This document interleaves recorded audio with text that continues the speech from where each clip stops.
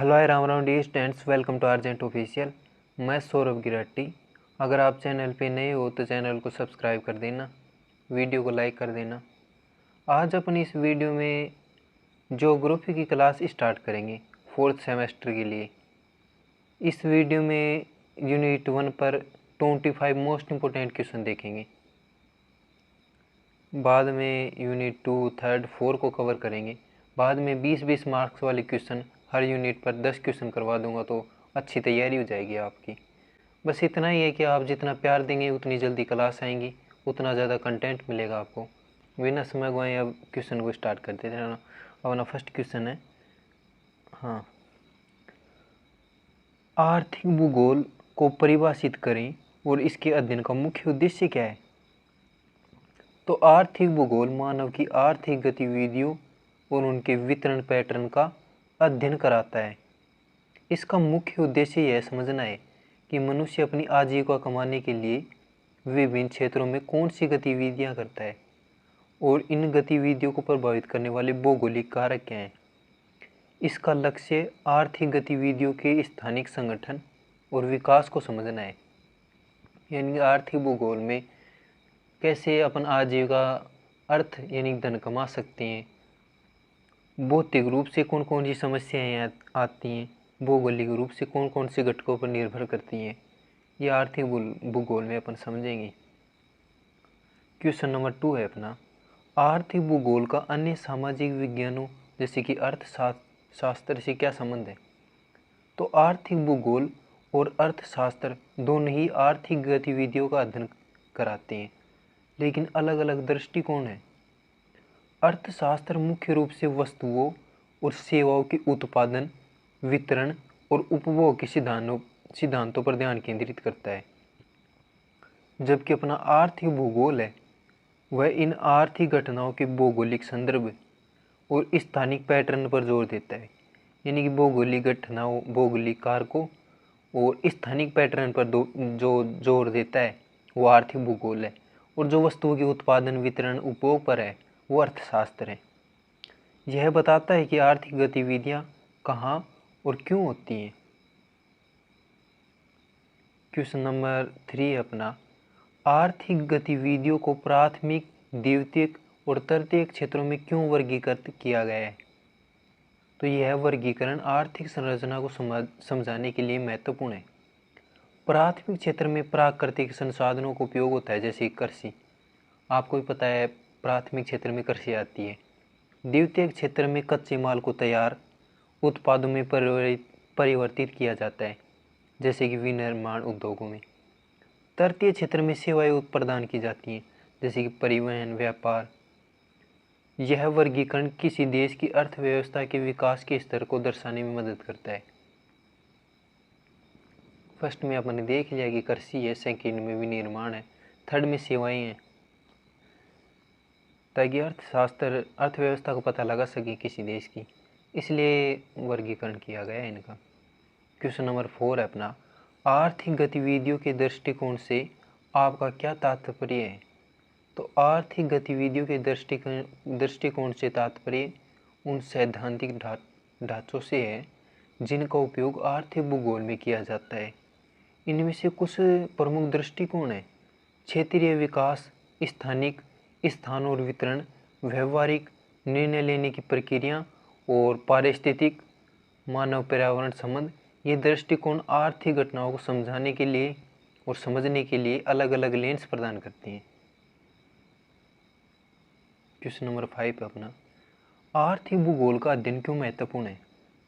तो आर्थिक भूगोल का अध्ययन इसलिए महत्वपूर्ण है क्योंकि यह हमें यह समझने में मदद करता है कि आर्थिक गतिविधियां पृथ्वी की सतह पर असमान रूप से क्यों वितरित हैं, यानी कि अलग अलग तरीके से, कहीं ज़्यादा कहीं कम है।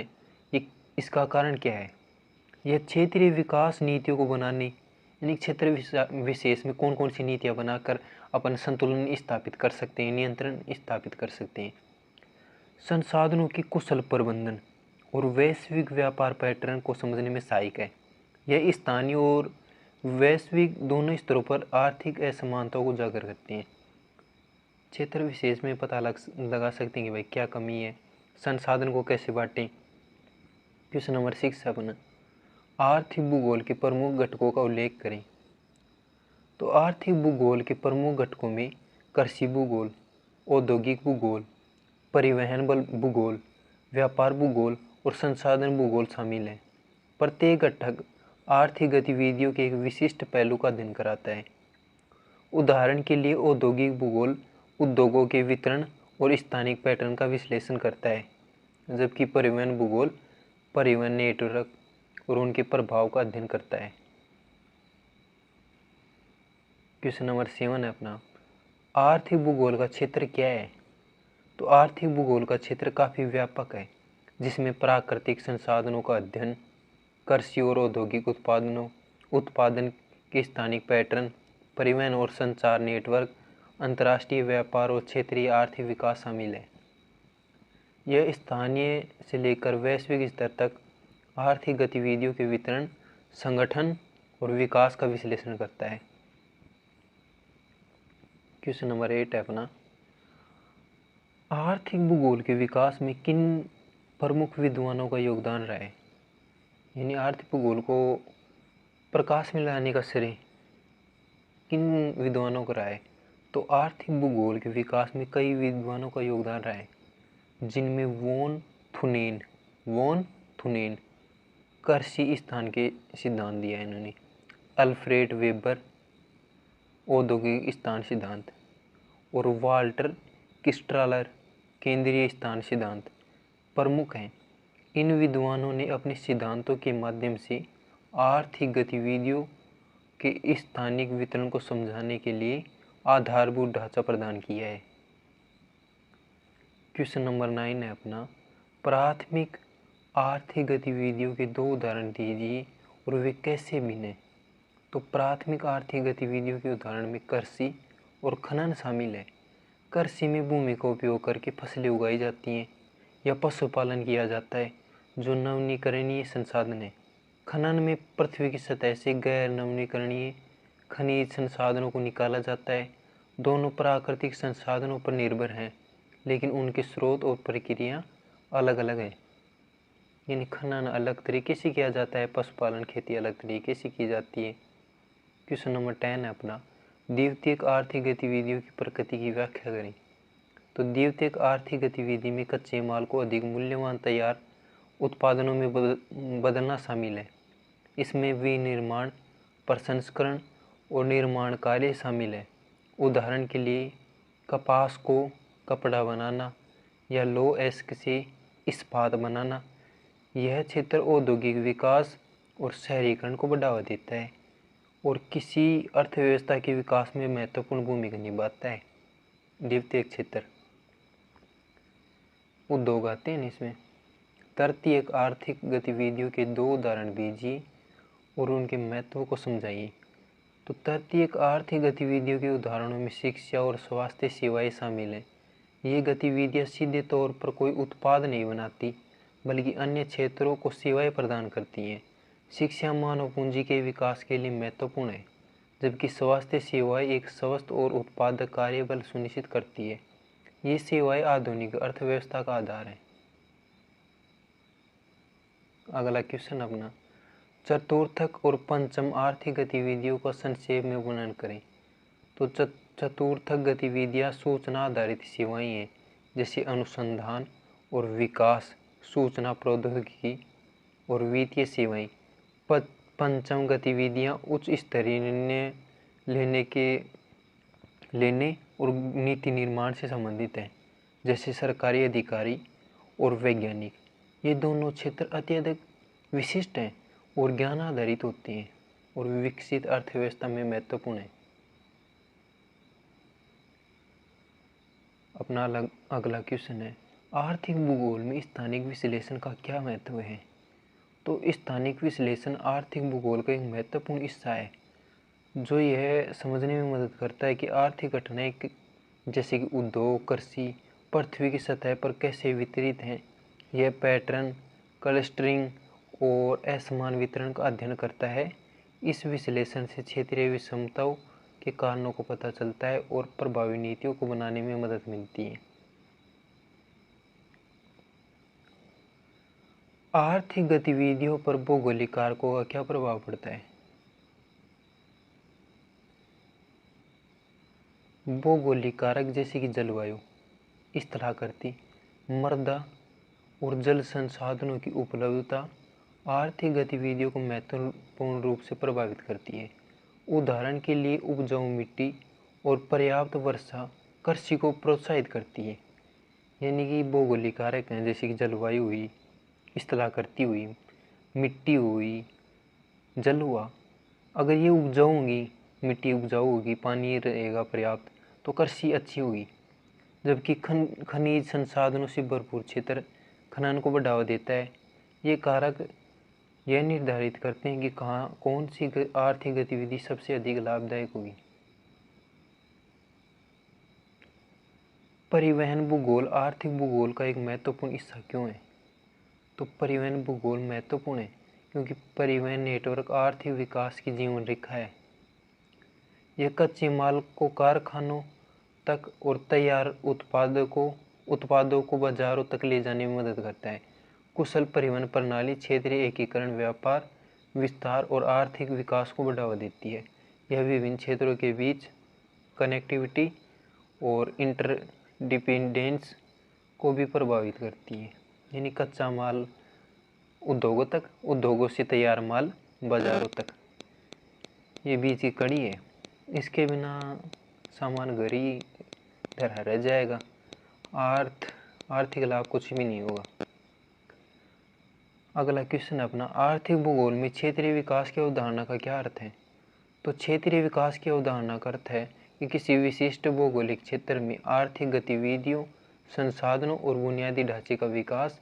आर्थिक भूगोल क्षेत्रीय असमानताओं का अध्ययन कराता है और यह जानने का प्रयास करता है कि कुछ क्षेत्र क्यों विकसित होते हैं और अन्य पिछड़े रह जाते हैं।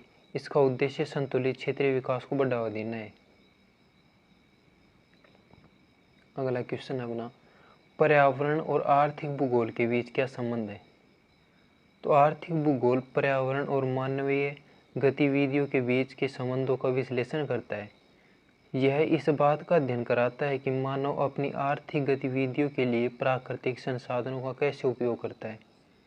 इस उपयोग का पर्यावरण पर क्या प्रभाव पड़ता है। यह सतत विकास और संरक्षण की अवधारणा को समझने में मदद करता है। अगला क्वेश्चन अपना, आर्थिक भूगोल में स्थान और अवस्थिति के बीच का क्या अंतर है?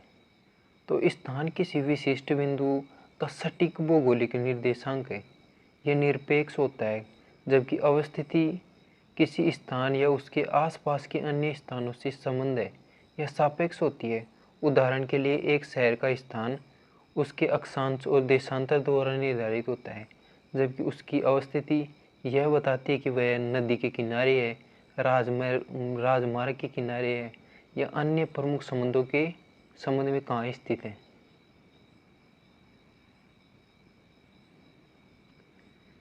क्या वैश्वीकरण ने आर्थिक भूगोल के अध्ययन को बदल दिया है? तो हाँ, वैश्वीकरण ने आर्थिक भूगोल के अध्ययन को बहुत प्रभावित किया है। अब आर्थिक भूगोल केवल स्थानीय या क्षेत्रीय पैटर्नों का अध्ययन नहीं कराता, बल्कि यह वैश्विक आपूर्ति श्रृंखलाओं, बहुराष्ट्रीय निगमों और अंतर्राष्ट्रीय व्यापार के प्रवाह का भी विश्लेषण करता है।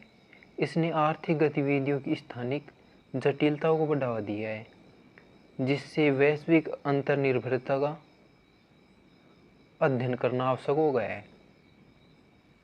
कृषि भूगोल का आर्थिक भूगोल में क्या महत्व है?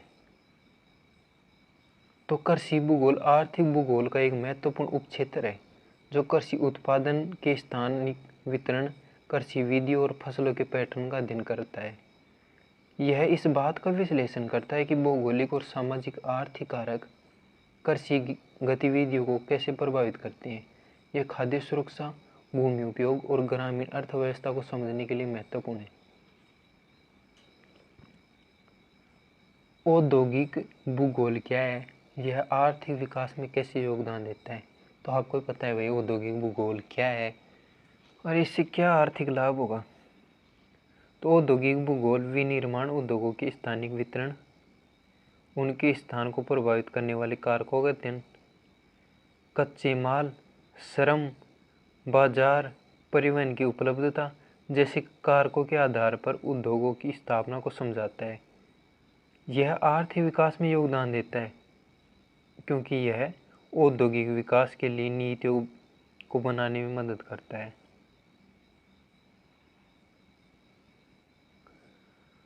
आर्थिक गतिविधियों का वर्गीकरण किस आधार पर किया जाता है? तो आर्थिक गतिविधियों का वर्गीकरण उनके उत्पादन की प्रकृति और उपयोग किए गए संसाधनों के आधार पर किया जाता है।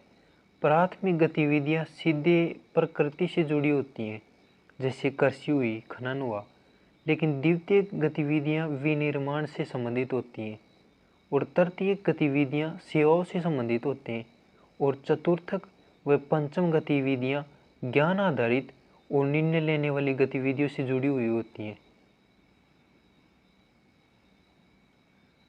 आर्थिक भूगोल में आर्थिक परिदृश्य का क्या अर्थ है?